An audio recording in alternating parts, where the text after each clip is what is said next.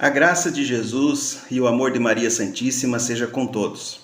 Seja muito bem-vindo ao nosso canal, faça a sua inscrição e compartilhe esse vídeo com seus amigos. Meus irmãos, para iniciar a semana, eu gostaria de, no vídeo de hoje, responder algumas perguntas dos irmãos. E a primeira pergunta é: qual a diferença entre pecados capitais e pecados veniais? Pecado não são a mesma coisa? Olha, nós não podemos imaginar que exista uma forma de hierarquia de pecados, né? Pois todos os tipos de pecados são a ausência da graça de Deus.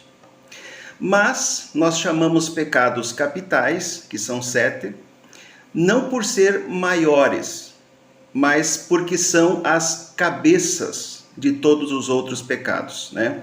Capitais aqui vem de capta, que significa cabeça. Todos os demais pecados são como ramificações, são como veias, né? Que derivam dessas cabeças. Por isso chamamos pecados veniais. São como vias, são como caminhos que brotam de cada uma dessas captas, né? Dessas cabeças, desses capitais. Já o que se entende por pecado mortal é o pecado que se comete contra o Espírito Santo, porque ele mata a alma. Por isso, o pecado contra o Espírito Santo é um pecado do qual não se tem perdão.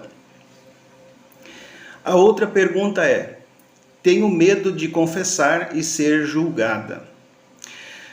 Bem, ao contrário do que você pensa, existe um verdadeiro milagre na confissão. Porque através desse sacramento, você restabelece a sua comunhão com Deus e a sua comunhão com a igreja. A função do sacerdote no momento da confissão não é de juiz, não existe nenhum julgamento. Uma coisa que precisa ser muito bem compreendida é que a pessoa está se confessando ali naquele momento diante da igreja. Aquele sacerdote que ouve a confissão, ele está agindo em nome de Jesus Cristo. Por isso, não é aquele homem de batina, de estola, que está ali, quem absolve a pessoa dos seus pecados, mas é a autoridade da igreja instituída por Jesus Cristo. Outra pergunta: você acredita que o sudário seja verdadeiro? Olha, eu particularmente acredito que sim. Eu acredito que seja verdadeiro. Eu já li muita coisa, já fiz muitas pesquisas, assisti muitos documentários sobre o Santo Sudário, que fica guardado, né, na igreja de Turim, na Itália.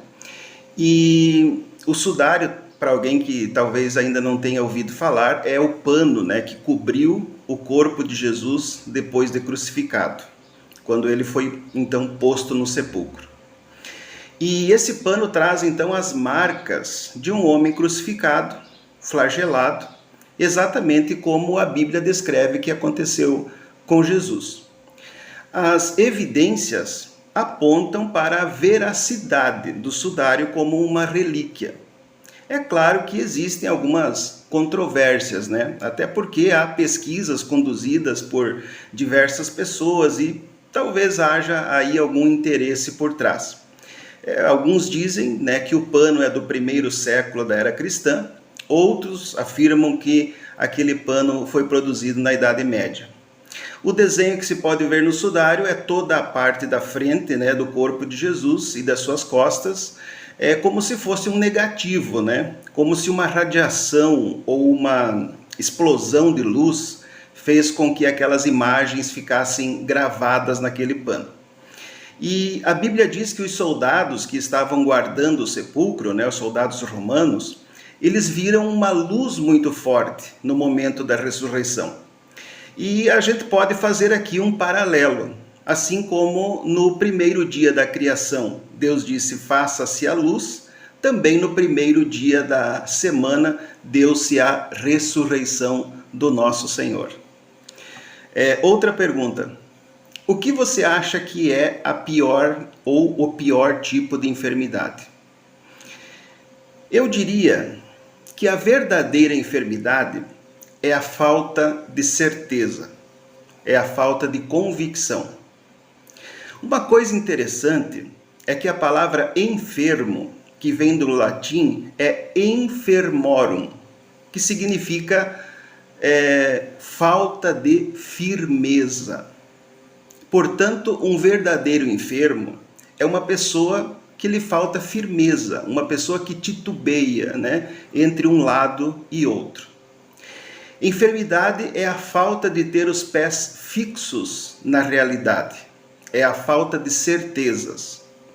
Agora, as doenças que acometem o corpo ou a mente são igualmente danosas, dependendo, por óbvio, do grau. Umas são piores do que as outras, umas são mais graves do que as outras. Mais uma pergunta: por que os católicos fazem peregrinações? Olha, primeiro porque o próprio Jesus nunca parou, Se você for ver os evangelhos, ele estava sempre se movimentando de um lado para o outro. As menções são vastas, de Jesus saindo de uma cidade ou indo para outra cidade. A palavra peregrinação, ela vem de 3 palavras do latim, que são per, agro, axio, que significam passar pelos campos. E desde o primeiro século da era cristã, os cristãos já tinham esse costume de visitar esses lugares, considerados santos, por ter acontecido grandes manifestações de Deus, grandes milagres de Deus.